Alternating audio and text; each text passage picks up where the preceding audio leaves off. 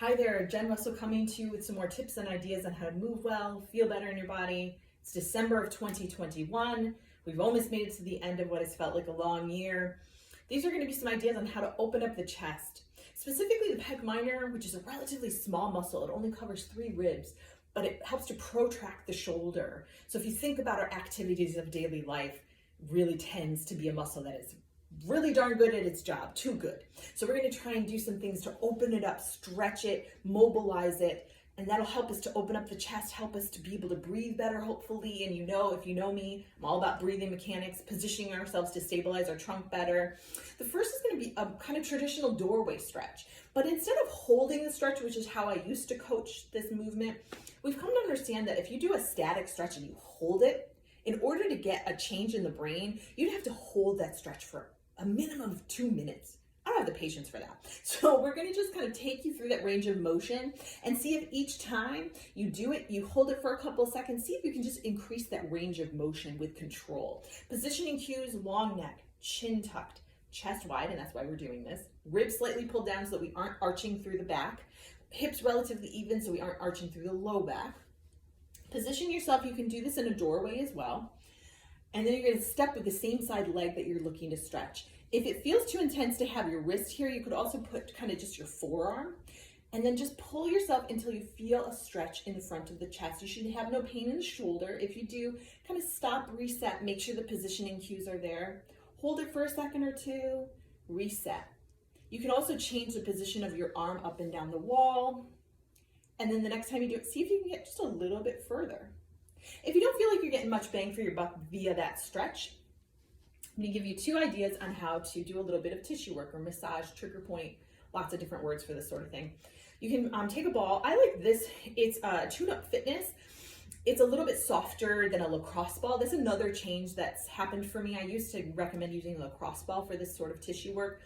But a lacrosse ball can create a little bit of that fight or flight because it's so hard. So if you go into a tissue and the brain senses a threat, it might tighten up to protect itself, kind of defeats the purpose of what we're doing. So this has a little bit more give. You can position yourself up against a wall and just find a nice area of tension. I like to stagger my legs so that I can kind of push into that tension. We don't want to push into pain. We just want to push into a little bit of resistance. And then same thing, you're going to hold it for a few seconds. Just see if you can get that tension dial to go down just a little bit. What you can do too is as you get into that wall, you can then pull it into a stretch. So you get simultaneously a little tissue work and a stretch at the same time. Thirdly, you could use a Theracane. Now this is a very hard tool, but what I like about it is that you really can control the amount of tension. So what you can do, and it's nice too, it's kind of user friendly. You don't have to work too hard. You can leverage yourself so that this rounded end, you pull into that area of tension right in here, right? Find a cranky spot, and then you're gonna pull with that opposite arm, and then this hand can kind of push into. And then you really can control the amount of pressure that you use. And just hang there until you feel that tension dial go down just a little bit. So if it's a 0 to 10 scale, go to like a 5 and see if you can get it down to like a 3. And then you can also get a little bit of a stretch at the same time if you want by squeezing that shoulder blade back into retraction. You shouldn't have to do this more than a minute or 2. And then ideally what you would do is follow it up with some sort of activation.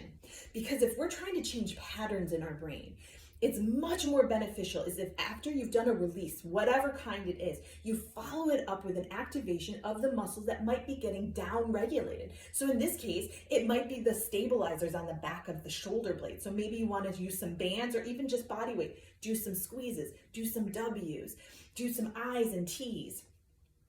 Also, I'm going to give you a 4th idea, which is going to be looking at not only opening this up, but creating a little bit more thoracic rotation, i.e. lower rib cage.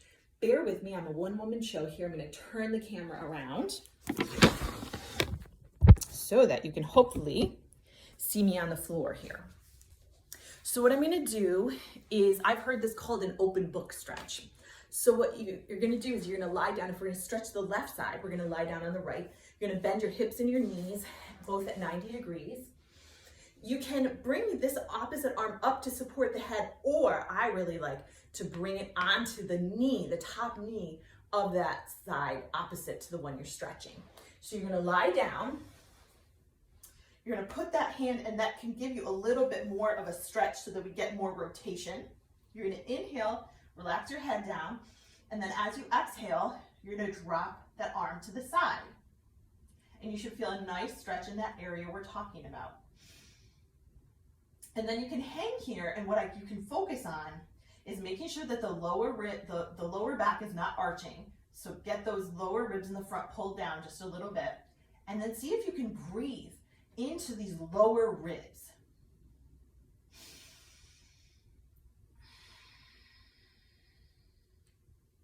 Because the idea is that if we can reduce tension at the top, we can create more space for movement in these lower ribs.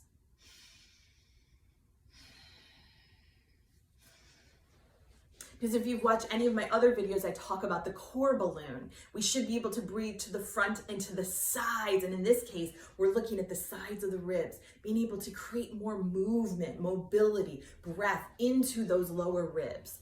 So if you can do that, you can create more movement where it should be. So give it a try. You should feel no pain or discomfort with any of these ideas. And feel free, as always, to reach out with any questions or concerns. Happy holidays. Happy almost end of the year. Sending you peace, light, and love wherever you are, and hoping you're well. Thanks so much.